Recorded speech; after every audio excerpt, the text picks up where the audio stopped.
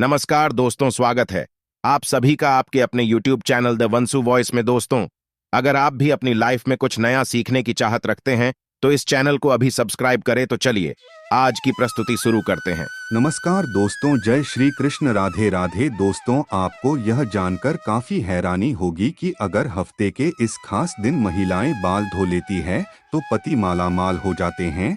साथ ही में आपको बताऊंगा कि अगर महिलाएं किसी त्योहार, पूजा पाठ या शुभ मुहूर्त पर बाल न धो पाए तो क्या उपाय किए जा सकते हैं, और हम जानेंगे कि महिलाओं की किन आदतों की वजह से पति रंग से राजा बन जाते हैं। तो पूरी जानकारी के लिए वीडियो को अंत तक जरूर देखिए। हिंदू धर्मशास्त्रों में अनेकों परंपराओं और रीति रिवाजों को विशेष महत्व दिया जाता है। शादी, विवाह और अंतिम संस्कार के अलावा कई ऐसी परंपराएं भारतीय हिंदू समाज में आज भी विद्यमान है, जिनका अनुसरण प्रत्येक भारतीय पुरुष अथवा महिलाएं करती हैं। इसी के अनुसार सुहागिन महिलाओं को प्रतिदिन कुछ कार्य करने से पहले शुभ शुभ का विशेष ध्यान रखना पड़ता रहता है। आप तो जानते ही होंगे कि सुहागिन महिलाओं द्वारा विशेष दिन के अलावा धर्मशास्त्रों में उनके बाल धोने को निषेध माना गया है। तो दोस्तों, चलते हैं और सुनते हैं गुरुजी से कि वो क्या कहते हैं इसके बारे में। सप्ताह के कुछ विशेष दिन यदि सुहागिन महिलाएं अपने बाल धोएं तो उनके पति पर बाधाएं आ सकती थी है, यहाँ तक कि आपकी संतान और परिवार को भी कष्ट हो सकता है।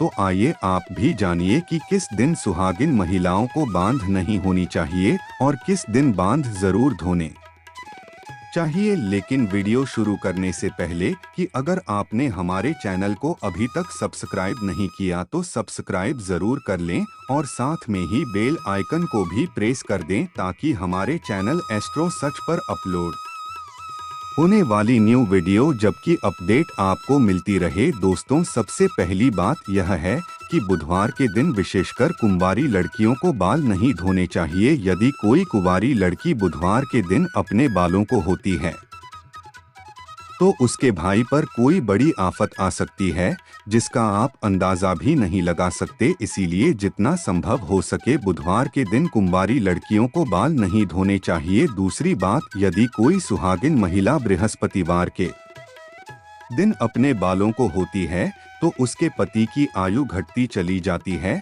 सुहागिन महिलाओं को भूलकर भी बृहस्पतिवार के दिन बाल नहीं धोने चाहिए और न ही बृहस्पतिवार के दिन नाखून और बाल आदि काटने चाहिए। ऐसे में आपको बृहस्पतिवार के दिन घर में पोछा भी नहीं लगाना चाहिए और न ही बृहस्पतिवार के दिन कपड़े आदि धोने चाहिए। अगर आप ऐसा ही करती है तो आपके परिवार पर बहुत बड़ी विपदा आ सकती है।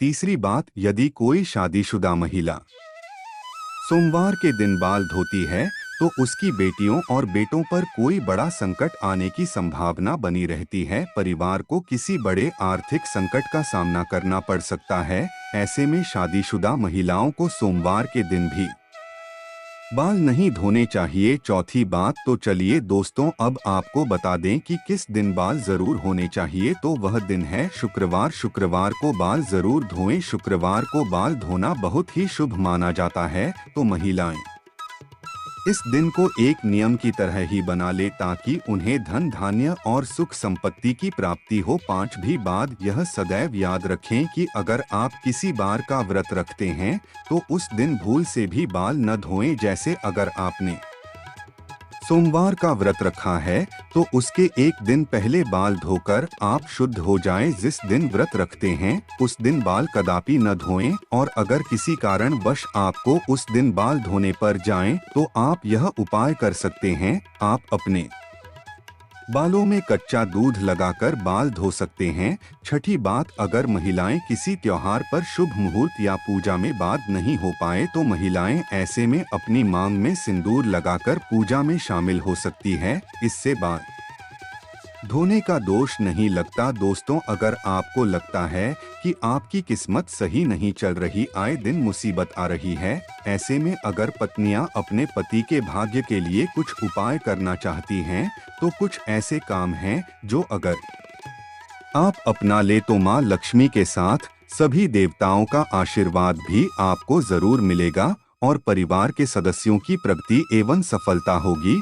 और परिवार के सदस्यों को प्रगति, इस सफलता मिलेगी, घर में सुख शांति और समृद्धि आती है। तो चलिए दोस्तों जान लेते हैं इन चमत्कारी उपायों के बारे में। रोज सुबह उठकर अपनी हथेलियां देखें। रोज सुबह जब आप उठे तो सबसे पहले दोनों हाथों की हथेलियों को कुछ क्षण देखकर चेहरे पर 3-4 बार फेरे। धर्म ग्रंथों के अनुसार हथेली के ऊपरी भाग में मां लक्ष्मी, बीच में मां सरस्वती व नीचे के भाग में भगवान विष्णु का स्थान होता है। इसीलिए रोज सुबह उठते ही अपनी हथेली देखने से भाग्य चमक उठता है और कई तरह के सुनहरे अवसर भी मिल सकते हैं। पहली रोटी गाय को दें। भोजन के लिए बनाई जा रही रोटी में से पहली रोटी गाय को दें। धर्म ग्रंथों के अनुसार गाय में सभी देवताओं का निवास माना गया है। अगर प्रतिदिन गाय को 2 रोटी दी जाए तो सभी देवता प्रसन्न होते हैं और आपकी हर मनोकामना पूरी कर सकते हैं। सुबह झाड़ू पोछा करें। घर को हमेशा साफ स्वच्छ रखना चाहिए। रोज सुबह झाड़ू पोछा करें। सूर्यास्त के बाद झाड़ू पोछा नहीं करना चाहिए। ऐसा करने से मां लक्ष्मी रूठ जाती है और व्यक्ति को आर्थिक हानि का सामना करना पड़ सकता है। धर्म ग्रंथों के अनुसार जो व्यक्ति सूर्यास्त के बाद झाड़ू पोछा करता है, देवी लक्ष्मी उस घर में निवास नहीं करती और वहां से यह चली जाती है। पीपल पर जल चढ़ाएं। रोज सुबह स्नान आदि करने के बाद पीपल के पेड़ पर 1 लोटा जल चढ़ाएं। पीपल में भगवान विष्णु का वास होता है।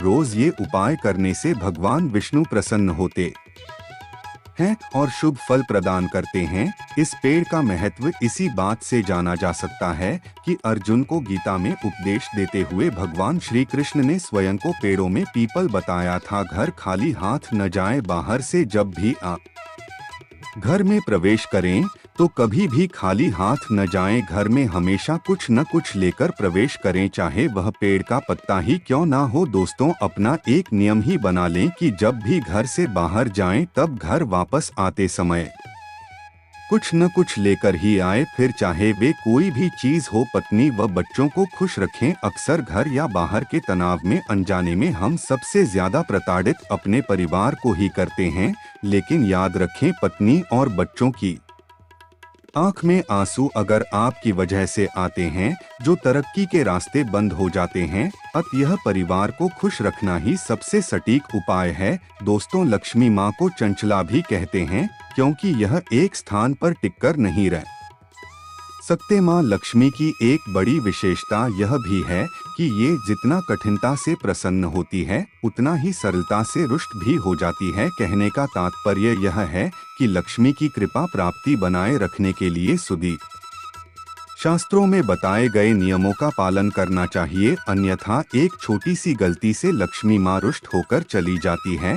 आपने देखा ही होगा कि बड़े ठाठ बाट से रहने वाले साहूकार और सेठ एक पल में कंगाल होकर रास्ते पर आ जाते हैं।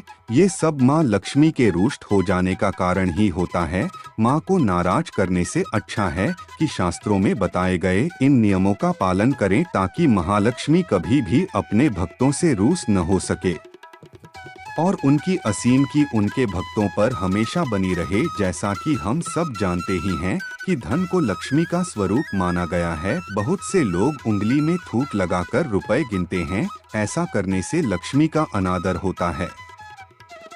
किसी से भी रुपया लेते समय या देते समय उसे प्रणाम कर लेना चाहिए, इससे माता प्रसन्न होती है। घर में स्त्री भोजन बनाते समय या खाना परोसते समय अगर खाती रहती है तो इससे भी लक्ष्मी नाराज हो जाती है। इसका कारण यह है कि इससे भोजन जूठा हो जाता है। जहाँ जूठा खाना खाया, हिलाया या फैला होता है उस घर के लोगों से माँ लक्ष्मी नाराज ही रहती है। इसीलिए स्त्रियों को भोजन बनाते समय श्रद्धा भाव से खाना पकाना और खिलाना चाहिए। कहा जाता है कि जिस भावना से भोजन पकाया जाता है वही भावना से भोजन करने वालों में विकसित होती है। माँ लक्ष्मी का कहना है कि जहाँ गृहलक्ष्मी की हंसी गूंजती है उस घर में गृहलक्ष्मी के रूप में सदैव निवास करती है। महालक्ष्मी इसके विपरीत, जिस घर में पत्नी का अनादर किया जाता है महालक्ष्मी एक पल भी रुकना पसंद नहीं करती है। पत्नी का अनादर करने वाला परोक्ष रूप से लक्ष्मी का अपमान करता है।